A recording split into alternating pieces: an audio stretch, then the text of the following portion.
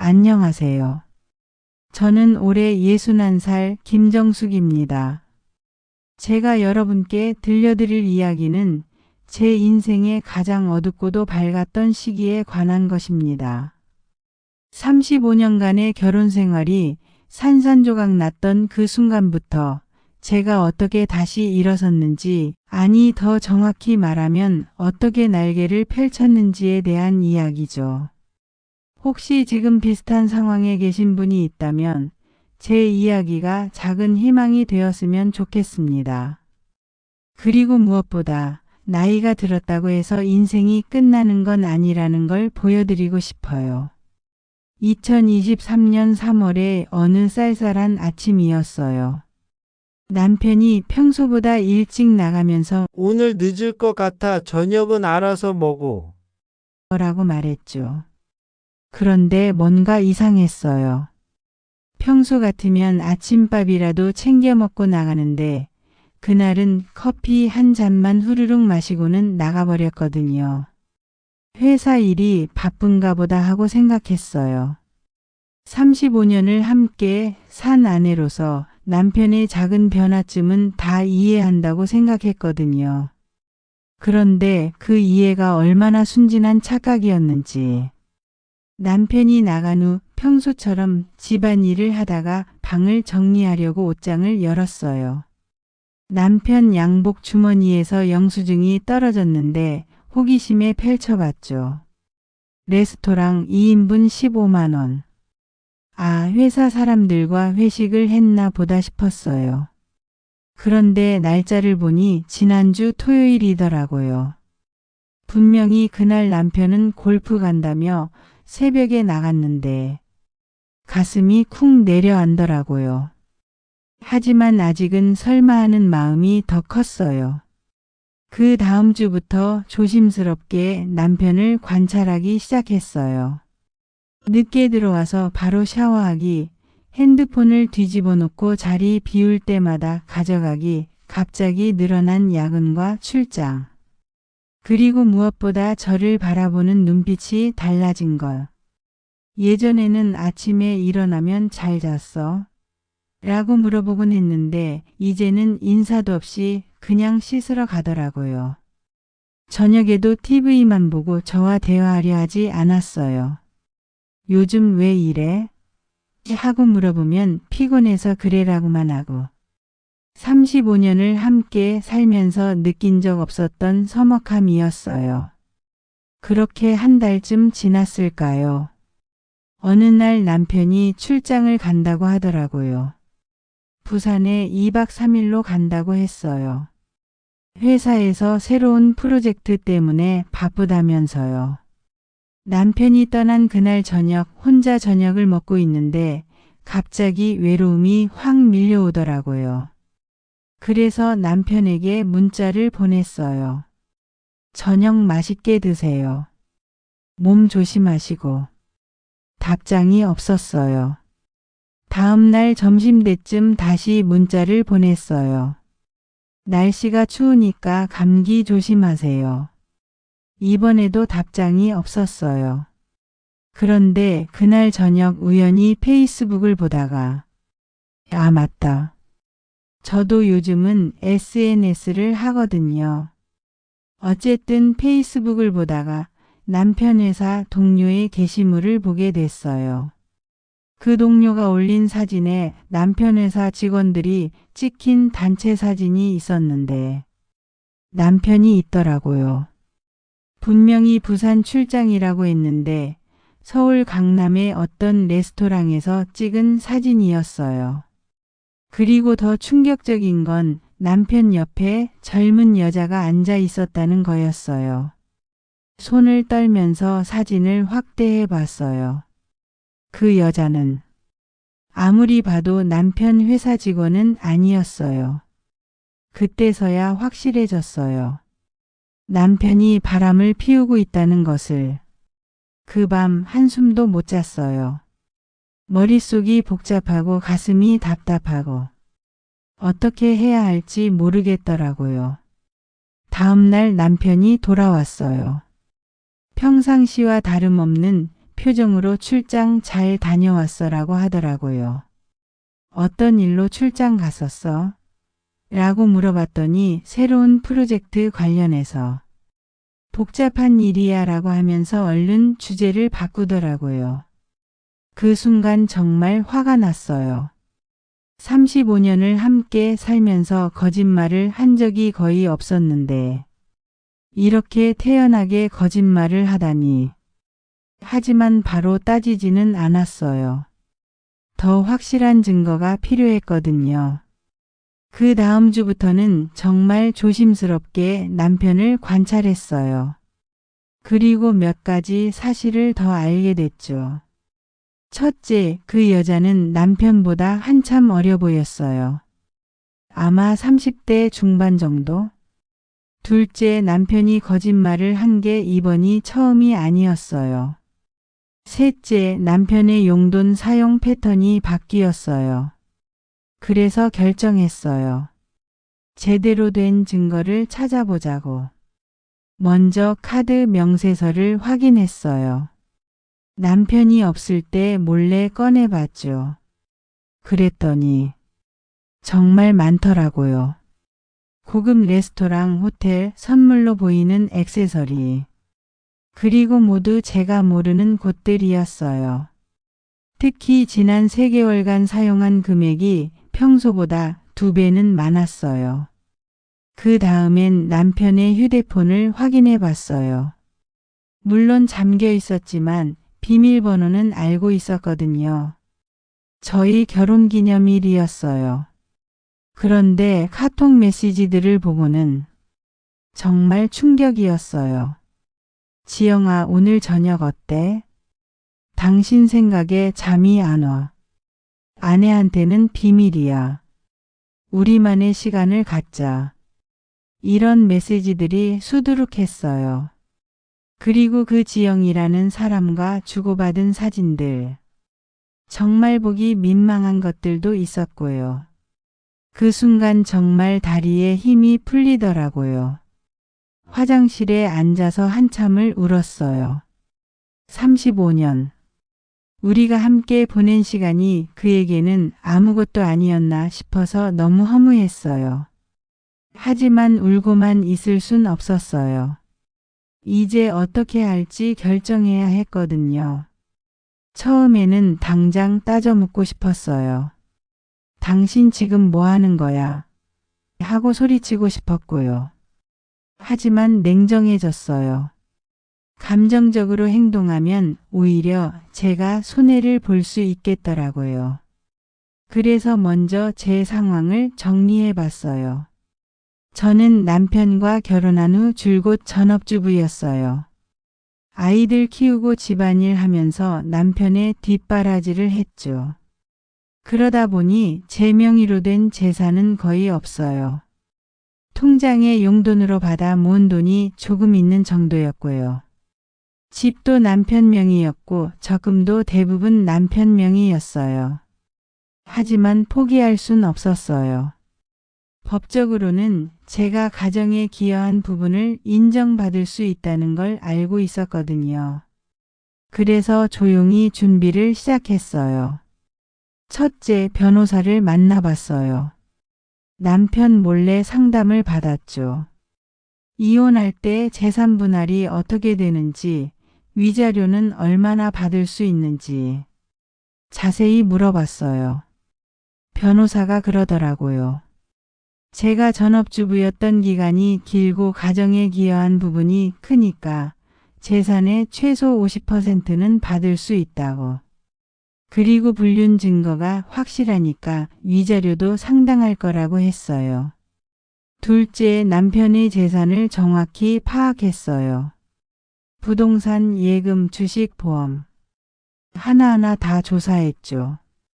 셋째, 불륜 증거를 더 수집했어요. 사진, 문자 메시지, 카드 사용 내역. 모든 걸 사진으로 찍어서 저장했어요. 그리고 마지막으로 제 미래 계획을 세우기 시작했어요. 변호사와 상담을 하면서 깨달은 게 있어요. 이혼 후에도 제가 잘 살 수 있으려면 경제적 독립이 필요하다는 거였어요. 60살이 넘어서 무슨 일을 할 수 있을까 고민했는데 문득 떠오른 게 있었어요. 저는 젊었을 때 요리를 정말 잘했거든요. 결혼 전에 양식 조리사 자격증도 따고 호텔에서 잠깐 일한 적도 있었어요. 혹시 지금이라도 늦지 않았을까? 그래서 몰래 요리 학원에 등록했어요. 요즘 인기 있는 베이킹 클래스였는데 생각보다 재미있더라고요. 선생님도 정말 센스가 있으시네요. 나이는 전혀 문제가 안 되세요라고 격려해 주셨고요. 그 다음엔 온라인으로 마케팅 공부도 했어요. 처음에는 어려웠지만 차근차근 따라하니까 할만하더라고요. 특히 SNS 마케팅 같은 건 생각보다 재미있었어요. 그러면서 조금씩 계획이 구체화되기 시작했어요. 이혼 후에는 작은 카페를 차리자. 제가 만든 디저트와 음료를 파는 곳으로. 물론 쉬운 일은 아니겠지만 해볼 만하다고 생각했어요. 재산분할 받은 돈으로 초기 자본은 마련할 수 있을 것 같았고요. 그런데 더 중요한 건 제 마음이 달라졌다는 거였어요. 처음에는 배신감과 분노 그리고 두려움만 있었는데 새로운 계획을 세우면서 조금씩 희망이 생기기 시작했거든요. 어쩌면 이게 기회일지도 몰라. 35년간 남편과 아이들만 생각하며 살았는데 이제는 온전히 제 삶을 살 수 있는 기회 말이에요. 그렇게 2달 정도 조용히 준비를 하면서 남편은 여전히 모르는 척했어요. 남편도 제가 뭔가 눈치챘다는 걸 알고 있었을 거예요. 그런데 어느 날 결정적인 순간이 왔어요. 남편이 또 출장 간다고 하더라고요. 이번에는 제주도라고 했어요.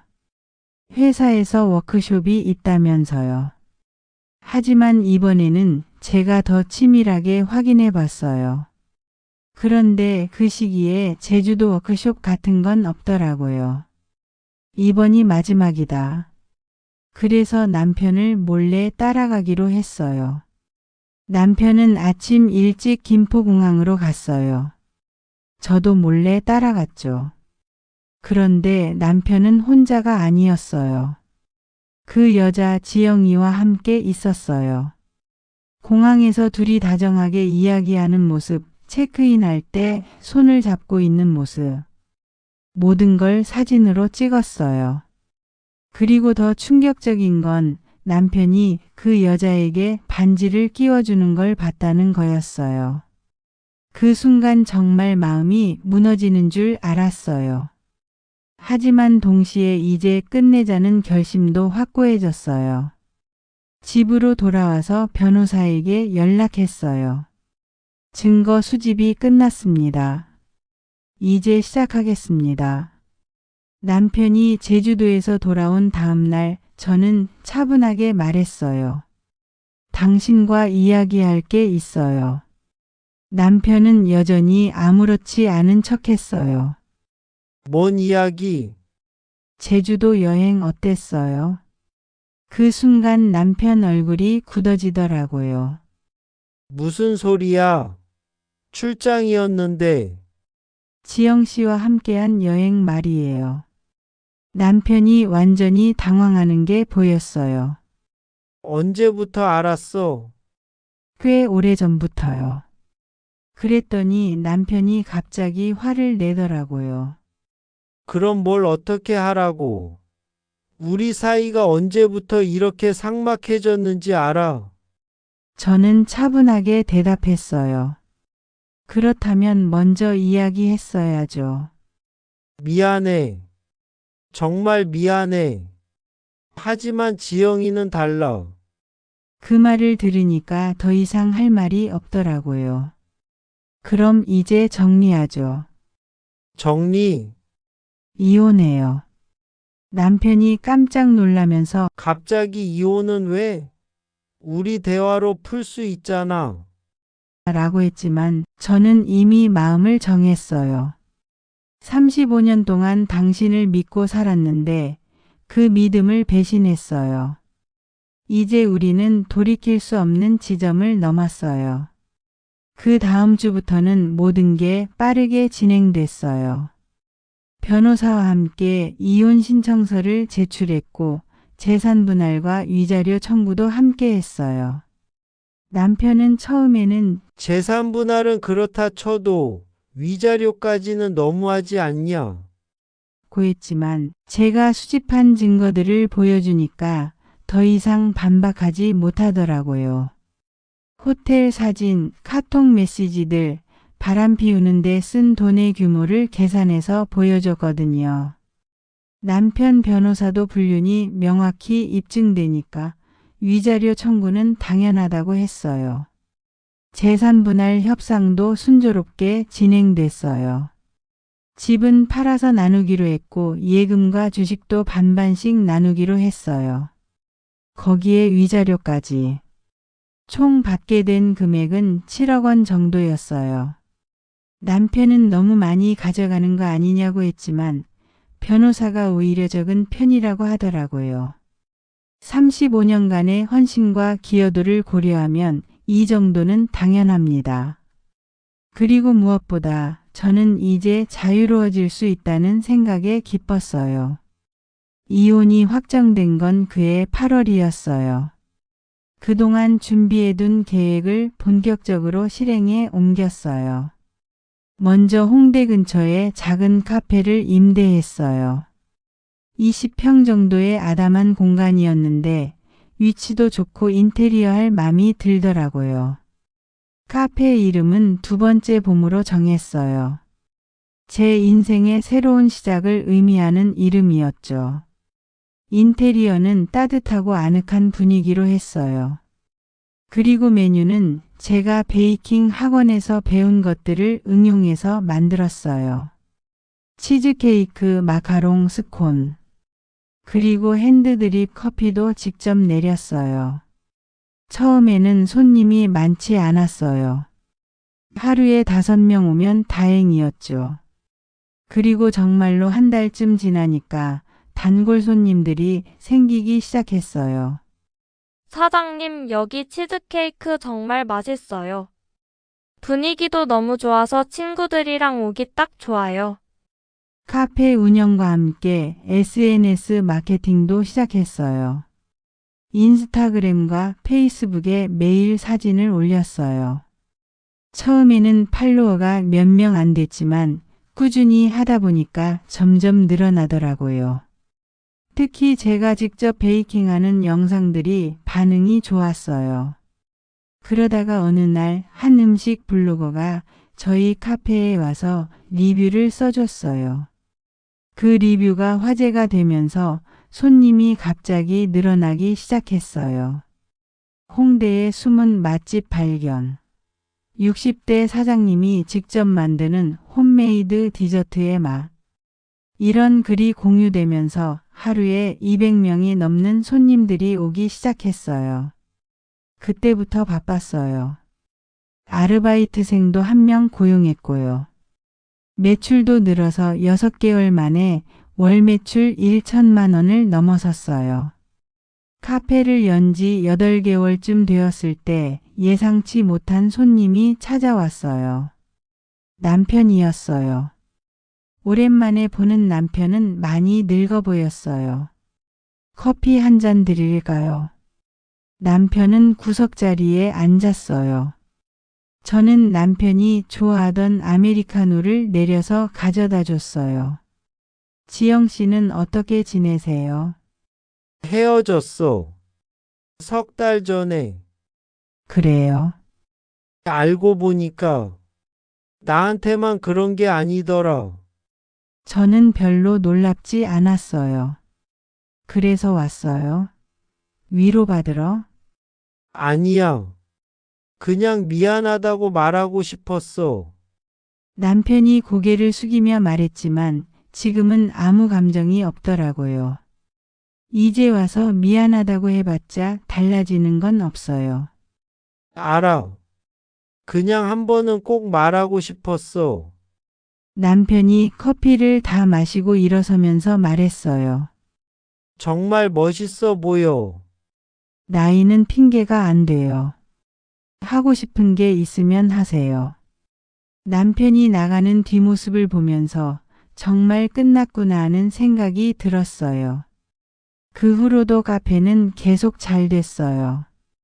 특히 제가 직접 개발한 시니어 특화 메뉴들이 인기를 끌었어요. 저당 디저트, 저염 샌드위치, 관절에 좋은 허브차. 그러다가 어느 날 TV 방송국에서 연락이 왔어요. 저희 카페를 취재하고 싶다는 거였어요. 60대 신중년의 성공적인 창업 사례로 소개하고 싶다고 하더라고요. 방송이 나간 후에는 전국에서 사람들이 찾아왔고 인터넷에는 제 이야기가 화제가 됐어요. 그리고 프랜차이즈 제안들이 들어오기 시작했어요. 카페가 유명해지면서 여러 사람들을 만나게 됐어요.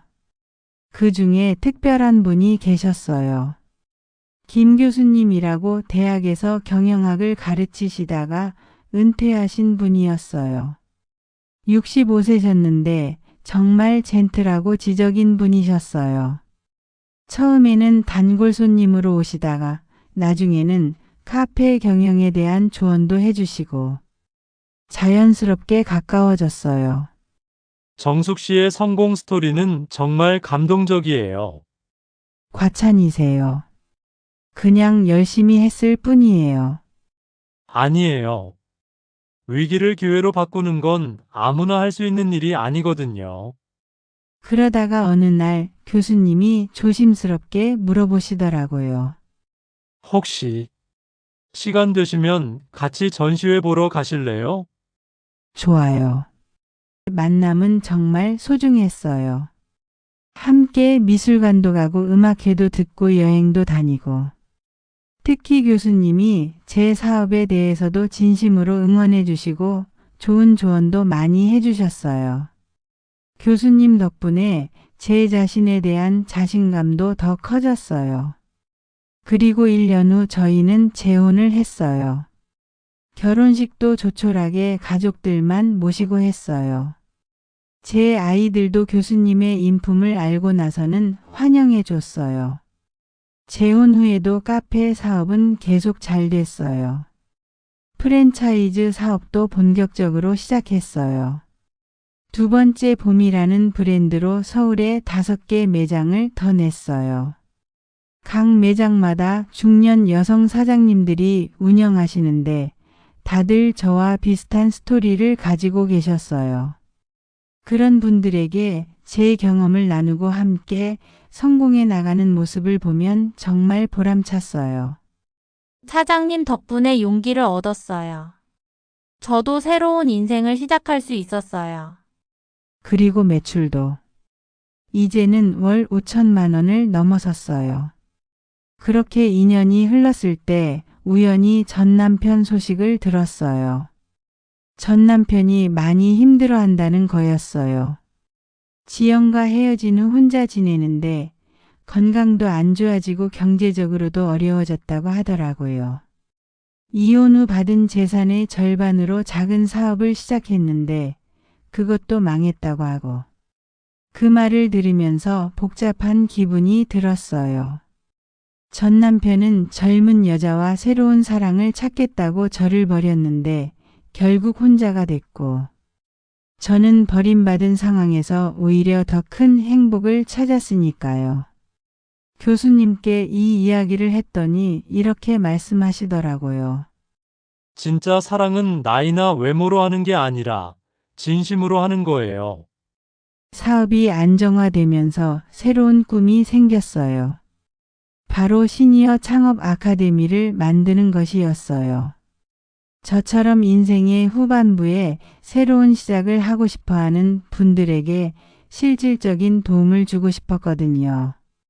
창업 노하우부터 마케팅, 경영관리까지 제가 경험한 모든 것들을 나누고 싶었어요. 그래서 작년에 시니어 창업 아카데미를 정식으로 오픈했어요. 한 기수에 20명씩 3개월 과정으로 운영하는데 신청자가 몰려서 대기자 명단이 길어질 정도예요. 그분들이 수료 후에 실제로 창업에 성공하시는 모습을 보면 정말 뿌듯해요.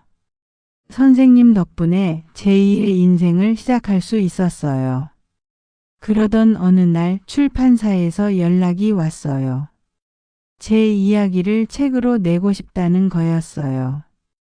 처음에는 제가 뭐 대단한 사람이라고 하며 사양했지만 교수님과 주변 분들이 권해주셔서 결국 책을 쓰게 됐어요. 제목은 예순의 꽃피운 2번째 봄으로 정했어요. 책에는 제가 겪은 모든 과정을 솔직하게 담았어요. 책이 나온 후 반응이 뜨거웠어요. 정말 감동적이에요. 네, 저도 용기를 얻었어요. 실용적인 조언들이 많아서 도움이 됐어요. 강연 요청도 많이 들어왔어요. 그렇게 시간이 흘러 지금에 이르렀어요. 이제 저는 66살이 됐어요. 교수님과 결혼한 지도 4년이 됐고요. 2번째 봄 카페는 현재 전국에 15개 매장까지 확장됐어요. 경제적으로도. 솔직히 말씀드리면 예전 남편과 살 때보다 훨씬 여유로워요. 매월 수입도 안정적이고 통장 잔고 걱정을 할 일도 없어요. 하지만 무엇보다 소중한 건 제 자신에 대한 자신감이에요. 나도 할 수 있구나. 나이는 정말 숫자일 뿐이구나. 인생은 언제든 다시 시작할 수 있구나. 그리고 교수님과의 행복한 일상도요. 아침에 일어나서 함께 산책하고 카페에서 함께 일하고 저녁에는 좋은 책을 읽거나 음악을 듣고 얼마 전 정말 오랜만에 전 남편을 봤어요.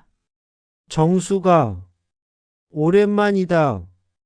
안녕하세요. 어색한 침묵이 흘렀어요. 그러다가 전 남편이 말했어요. 요즘 정말 잘 나간다면서? TV도 나오고 책도 내고. 그냥 열심히 살고 있어요. 부럽다. 나는 뭐든 손대는 족족 안 되더라. 하지만 저는 더 이상 전 남편에게 어떤 감정도 없었어요. 그럼 이만. 정수가 마지막으로 하나만. 정말 후회 안 해. 우리 이혼한 거. 저는 잠시 생각해보고 대답했어요. 후회요. 전혀요. 오히려 감사해요. 감사하다고. 당신이 저를 배신하지 않았다면 저는 지금의 제 모습을 발견하지 못했을 거예요. 그냥 평범한 아줌마로만 살았겠죠. 전 남편이 놀란 표정을 지었어요. 당신 덕분에 제가 얼마나 강한 사람인지 알게 됐어요. 그리고 진짜 사랑이 뭔지도 알게 됐고요. 지금까지 제 이야기를 들어주셔서 감사해요. 혹시 지금 저와 비슷한 상황에 계신 분이 있다면 꼭 기억해 주세요. 인생은 언제든 다시 시작할 수 있어요. 나이는 정말 숫자일 뿐이에요. 저는 60살에 새로운 삶을 시작했어요. 그리고 지금이 제 인생에서 가장 행복한 시기예요. 물론 쉽지 않았어요. 두렵고 힘들고 포기하고 싶은 순간들이 많았어요. 하지만 포기하지 않고 한 발짝씩 앞으로 나아갔어요. 그리고 가장 중요한 건 저 자신을 믿었다는 거예요. 나도 할 수 있다는 믿음으로요. 여러분도 할 수 있어요. 분명히 할 수 있어요. 지금 당신이 어떤 상황에 있든 몇 살이든 다시 시작할 수 있어요. 그리고 그 새로운 시작이 당신에게 가장 아름다운 시간을 선물해 줄 거예요. 저처럼요. 마지막으로 제가 지금까지 살면서 깨달은 가장 중요한 진리 하나를 말씀드릴게요. 진짜 복수는 상대방을 망하게 하는 게 아니라 내가 더 행복해지는 거예요. 제가 전 남편에게 한 완벽한 복수는 그를 망하게 한 게 아니라 제가 더 성공하고 더 행복해진 거였어요. 그게 진짜 통쾌한 복수죠. 여러분도 여러분을 힘들게 한 모든 것들에게 여러분의 행복한 모습으로 복수하세요. 그것이 가장 아름답고 가장 완벽한 복수니까요. 지금까지 제 얘기를 들어주셔서 감사합니다. 구독과 좋아요도 눌러주세요.